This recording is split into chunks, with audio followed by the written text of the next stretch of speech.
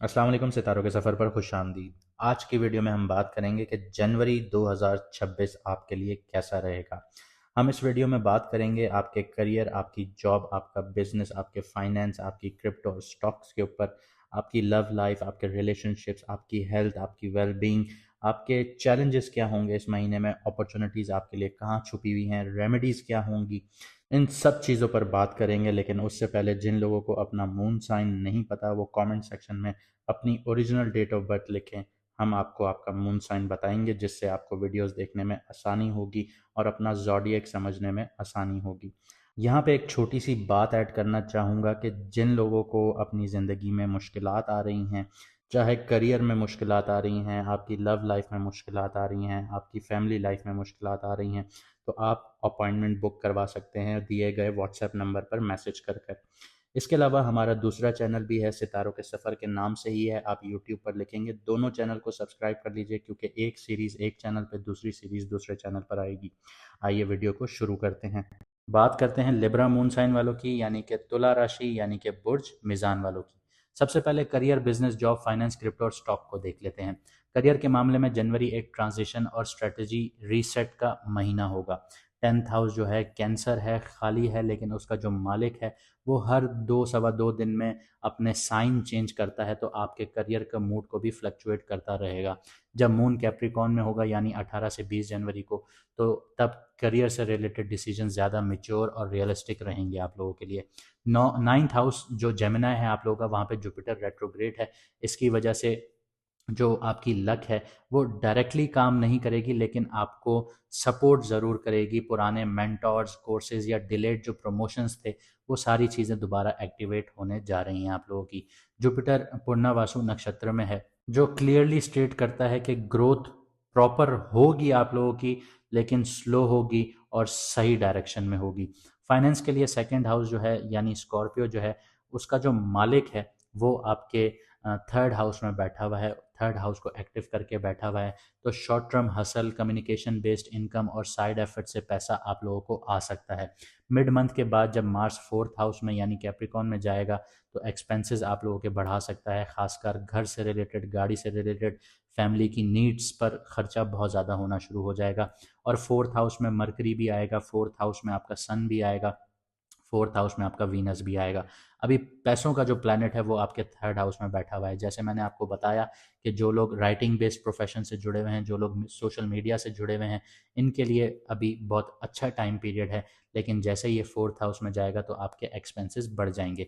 11th house लियो है, लियो में केतु बैठा हुआ है और ये मुनाफों का घर होता है, गेंस का घर होता है। लेकिन केतु जब यहाँ बैठता है तो ये इनकंसिस्टेंट बना देता है इंसान को। तो प्रॉफिट मिलेगा लेकिन सेटिस्फेक्शन आप लोगों को कम होगी, या फिर आप लोगों के दिल में ये होगा कि मुझे अभी कुछ नहीं चाहिए, मुझे सॉलिट्यूड चाहिए, मुझे अकेलापन चाहिए। फिफ्थ हाउस आपका एक्वेरियस है, इसमें राहु बैठा हुआ है। स्पेक्युलेटिव इन्वेस्टमेंट्स में अट्रैक्शन आप लोगों की बढ़ना शुरू होगी। यानी आप लोग कहेंगे कि मैं एक जगह पैसा इन्वेस्ट करूं और मुझे बहुत सारा पैसा है, लेकिन आप कहेंगे कि पैसा इन्वेस्ट करके अब छोड़ दो, लेकिन आपको बहुत ज़्यादा की लालच नहीं होगी। इन चीज़ों के बीच में आप लोगों ने एक बैलेंस रखना है। अगर आपने बैलेंस नहीं रखा तो आप यहाँ पे फंस भी सकते हैं। सैटर्न जो बैठा हुआ है वो आपके सिक्स्थ हाउस में बैठा हुआ है। सिक्स्थ हाउस जो होता है वो डेली हसलिंग का घर होता है, रोज़मर्रा की ज़िंदगी का घर होता है। तो यहाँ पे अब आपके लिए एक चैलेंज ये आ जाता है कि आप अपनी डेली हसलिंग लाइफ में थोड़े से लेज़ीपन का शिकार हो सकते हैं। ये आपको हेल्थ से रिलेटेड कॉम्प्लिकेशंस भी दे सकता है, तो थोड़ा सा एहतियात करना है, वो हेल्थ के सेक्शन में मैं आपको बताता हूँ। लेकिन फ़िलहाल हम बात कर रहे हैं आपके करियर की, आपके बिजनेस, जॉब, फाइनेंस, क्रिप्टो और स्टॉक की। तो यहाँ पे राहु जो है वो आपके फिफ्थ हाउस में बैठा है, आपके स्पेक्युलेटिव इन्वेस्टमेंट्स के घर में बैठा है जैसे मैंने बताया। तो यहाँ पे आपको क्रिप्टो स्टॉक सिर्फ डिसिप्लिन और रिसर्च बेस्ड अप्रोच से ही फ़ायदा देंगी, क्योंकि राहु इल्यूजन है, आपको इल्यूजन के पार देखना है, अपनी रिसर्च अच्छी करनी है, तो आप बहुत अच्छा यहाँ पे कमा सकते हैं। लॉन्ग टर्म की तरफ जाइएगा, शॉर्ट टर्म की तरफ जाएंगे, एक लालच के पीछे जाएंगे, ग्रीड के पीछे जाएंगे तो नुकसान उठाएंगे। आगे बढ़ते हैं, लव और रिलेशनशिप्स की बात करते हैं। तो लव लाइफ में जनवरी जो है वो मिक्स्ड लेकिन मीनिंगफुल रहेगा आप लोगों के लिए। फिफ्थ हाउस आपका एक्वेरियस है, एक्वेरियस में राहु बैठा है। अट्रैक्शन और एक्साइटमेंट यहाँ पे बहुत भरपूर मिलेगी आप लोगों को। सडन क्रश मिल सकते हैं, ऑनलाइन कनेक्शंस मिल सकते हैं, या अनयूजुअल बॉन्डिंग जो है वो यहाँ पे आपके लिए पॉसिबल हो सकती है। लेकिन राहु जो है वो शतभिषा नक्षत्र में बैठा हुआ है, इसकी वजह से इमोशंस थोड़े से डिटैच या कंफ्यूजिंग हो सकते हैं। अगर ऑलरेडी आप लोग रिलेशनशिप में हैं तो क्लियर कम्युनिकेशन बहुत ज़रूरी है, वरना मिसअंडरस्टैंडिंग्स बढ़ना शुरू हो जाएंगी। मून जब लिब्रा में होगा 11 से 12 जनवरी में, तब रोमांस और आपकी जो बॉन्डिंग है वो नेचुरली स्मूथ होना शुरू होगी।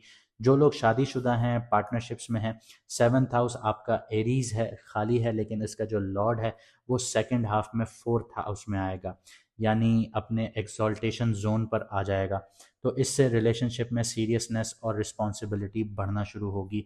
इसके अलावा जैसे मैंने आपको बताया कि सैटर्न आपका 6th हाउस में बैठा है, वो 7वीं नज़र से आपके 12th हाउस को देख रहा है, जो इमोशनल डिस्टेंस या फिजिकल सेपरेशन का फील दे सकता है आप लोगों को, खासकर अगर एक्सपेक्टेशंस आप लोगों की क्लियर ना हो। 13 जनवरी को जब मून स्कॉर्पियो में होगा और 25 जनवरी को मून जब एरीज में होगा, तब ईगो क्लैशेज या इमोशनल इंटेंसिटी ज़्यादा बढ़ सकती है आप लोगों की। इन दिनों में थोड़ा सब्र के साथ काम लीजिएगा। हेल्थ और वेलबींग की बात करते हैं तो हेल्थ के लिए जनवरी डिसिप्लिन और रूटीन मांगता है।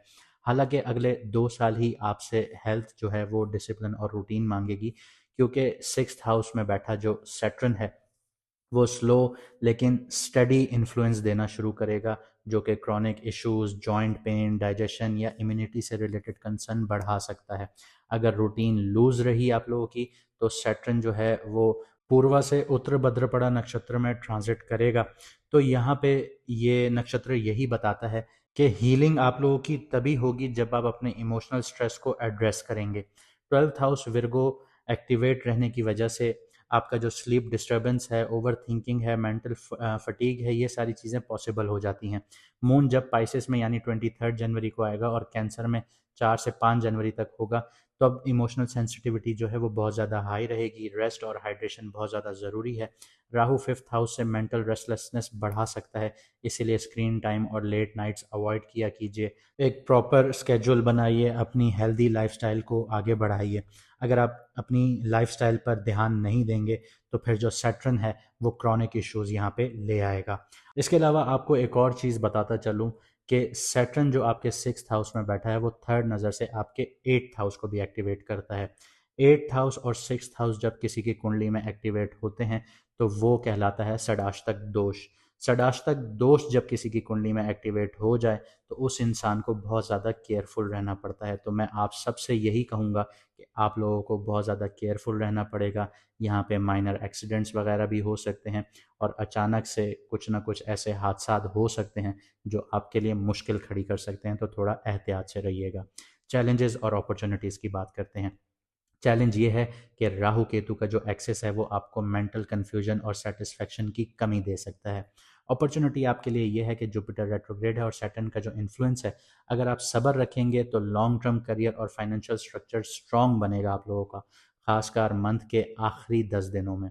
रेमेडीज़ की बात करते हैं आगे।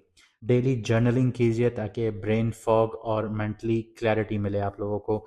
माइंडफुलनेस ब्रीदिंग कीजिए और इससे आपके जो इमोशंस हैं वो बैलेंस होना शुरू होंगे। इसके अलावा ग्रेटिट्यूड प्रैक्टिसेस कीजिए, रोज़ सोने से पहले ऊपर वाले की शुक्रगुजारी कीजिए, उसने आपको जो दिया उस सब का शुक्र अदा कीजिए।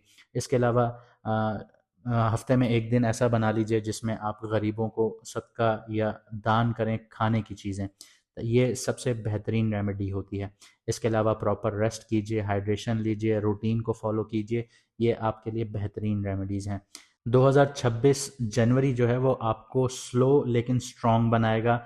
जल्दबाजी छोड़कर अगर आप प्लानिंग और सब्र के साथ चलते हैं तो ये महीना फ्यूचर के लिए सॉलिड फाउंडेशन बना सकता है आपकी। जाने से पहले मैं फिर आपसे ये कहूँगा कि आप हमारे दोनों चैनल सब्सक्राइब कीजिए, क्योंकि एक सीरीज़ एक चैनल पे, दूसरी सीरीज़ दूसरे चैनल पर आया करेगी, ताकि आपका और हमारा राब्ता मुनक़ता ना हो। मुझे दीजिए यहाँ से इजाज़त, मिलते हैं अगली वीडियो में सितारों के सफ़र पर।